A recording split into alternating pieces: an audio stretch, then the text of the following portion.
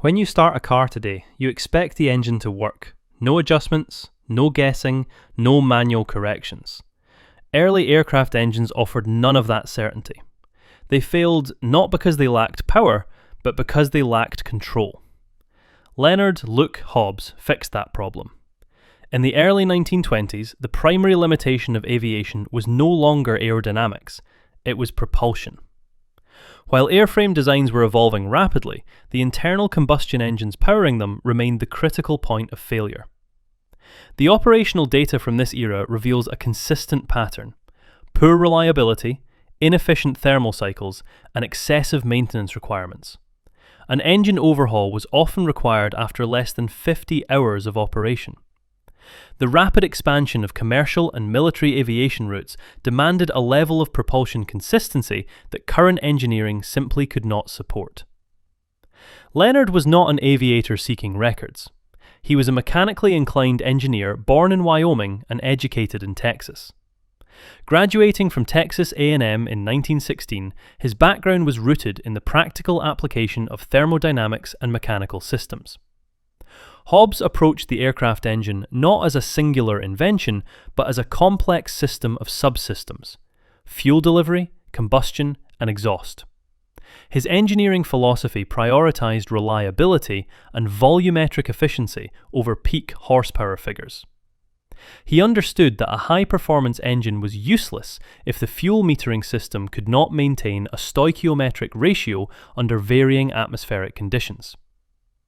The central engineering crisis of the era was carburation.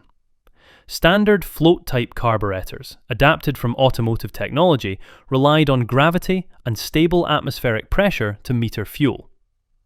In an aircraft environment, this design was fundamentally flawed. During negative G maneuvers or turbulence, the fuel inside the float chamber would displace, causing immediate fuel starvation or flooding. Furthermore, as altitude increased, air density decreased. Without precise mixture control, engines ran exclusively rich at altitude, wasting fuel and fouling cylinders, or lean, leading to detonation and overheating.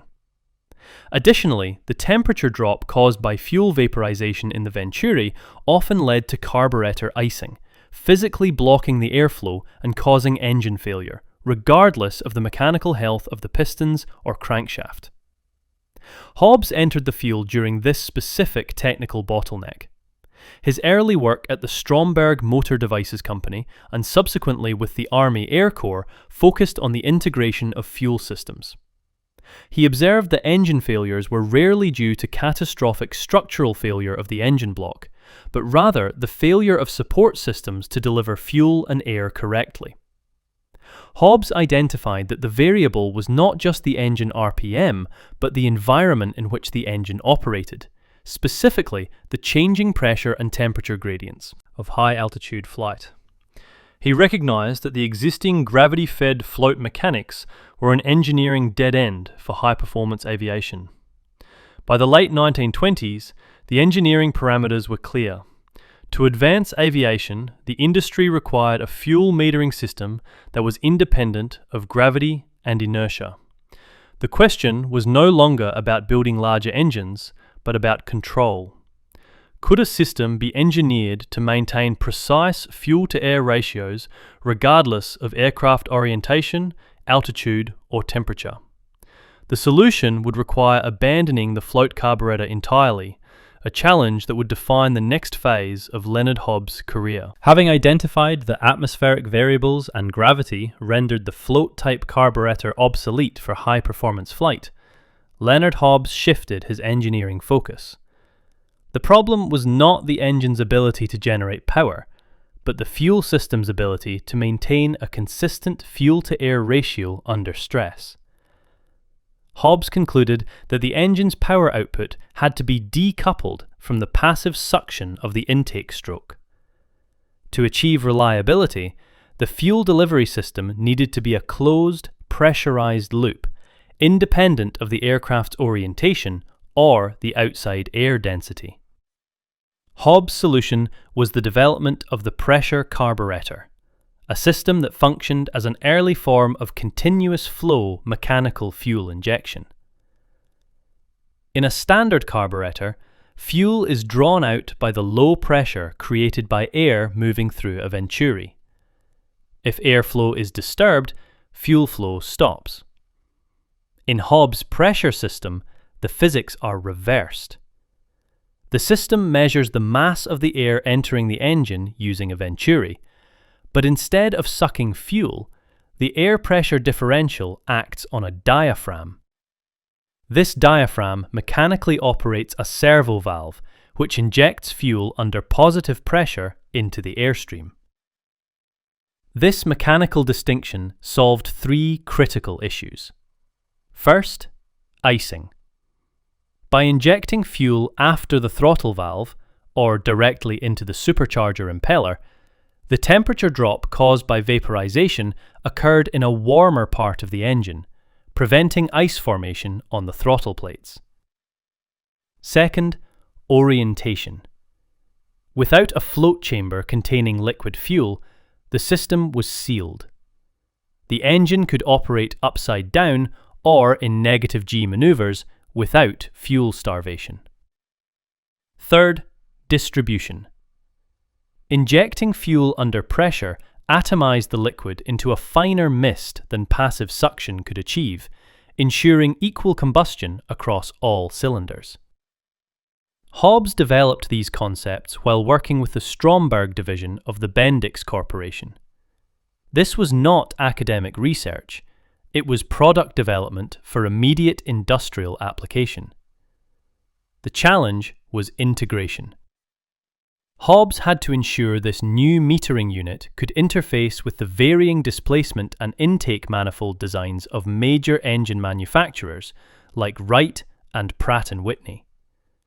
The engineering task involved calibrating the diaphragm sensitivity to match the specific airflow requirements of massive radial engines, effectively standardizing fuel delivery across the industry. The operational impact of this technology became evident with the onset of high-performance military aviation in the late 1930s and 1940s. Aircraft equipped with pressure carburation and direct fuel injection systems demonstrated superior combat capability.